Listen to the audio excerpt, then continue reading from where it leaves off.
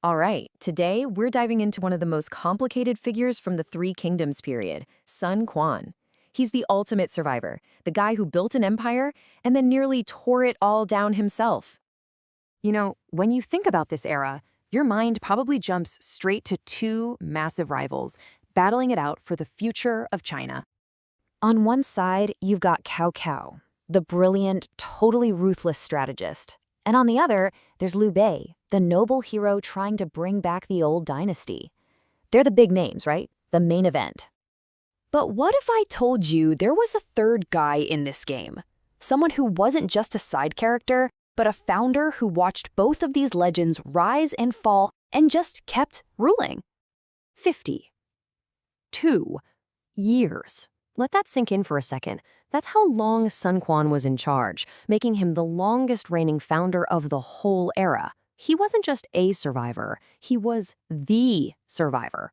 So yeah, this is his story, and it's a wild one. It's pretty much a masterclass in how to win the long game, but it's also a terrifying look at how you can end up becoming your own worst enemy. Okay, so let's start with what made Sun Quan so special. His superpower, really?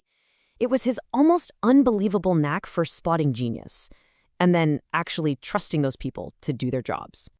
And look, this wasn't something he learned over time. People knew it from day one. When his famous older brother, Sun Ce, was on his deathbed, he handed everything over to his little bro, who was just 18. And he basically said, listen, when it comes to fighting, I'm better. But when it comes to picking the right people for the right job, you're in a league of your own. And boy, did he live up to that. I mean, just look at this lineup. It's a who's who of Three Kingdoms legends. We're talking Zhou Yu, Lu Xun, Meng, Lu Xun. The guy didn't just find one great advisor, he built an entire dynasty of talent, one genius passing the torch to the next. This all comes to a head at the legendary Battle of Red Cliffs. This was his make-or-break moment. He's only 26, and Cao Cao is coming at him with this absolutely massive army. I mean, everyone, and I mean everyone, is telling him, just surrender, it's the only logical move. But Sun Quan, he listens to one guy, his commander Zhou Yu, and decides to fight against all odds.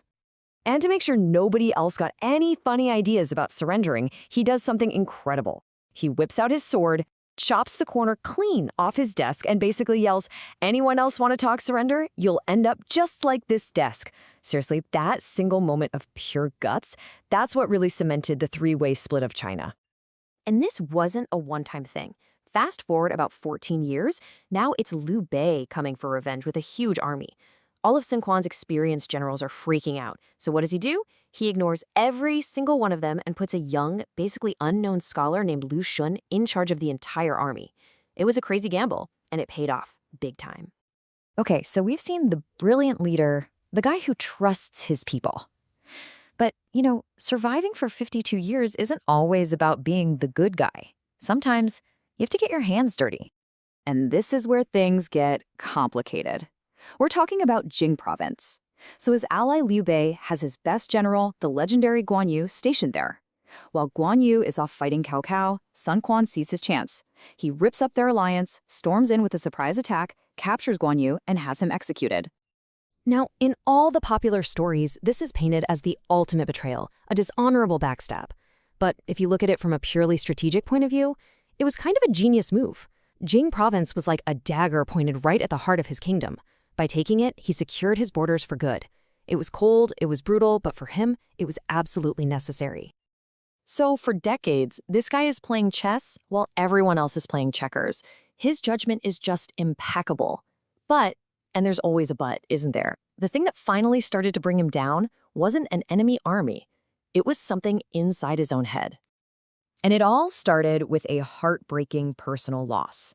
In 241, his oldest son and heir, Sun Deng, who by all accounts was brilliant and well-loved, died way too young.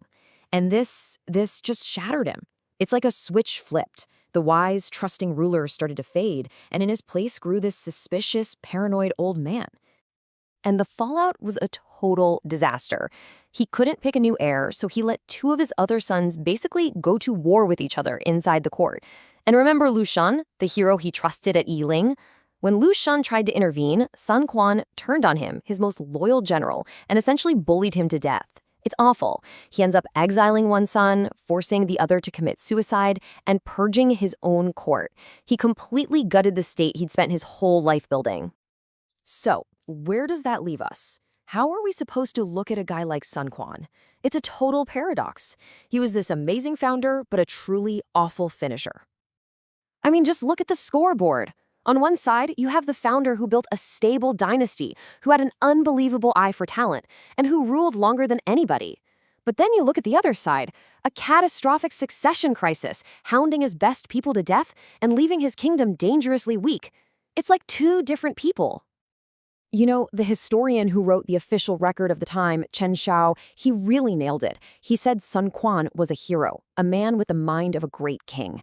But he also made it clear that his absolutely disastrous handling of his own succession was the calamity that ultimately doomed his kingdom. And that's really the question Sun Quan's life leaves us with, isn't it? When it comes to great leaders, is it better to burn out bright and fast, or to stick around so long that you risk becoming the very thing that destroys everything you've built?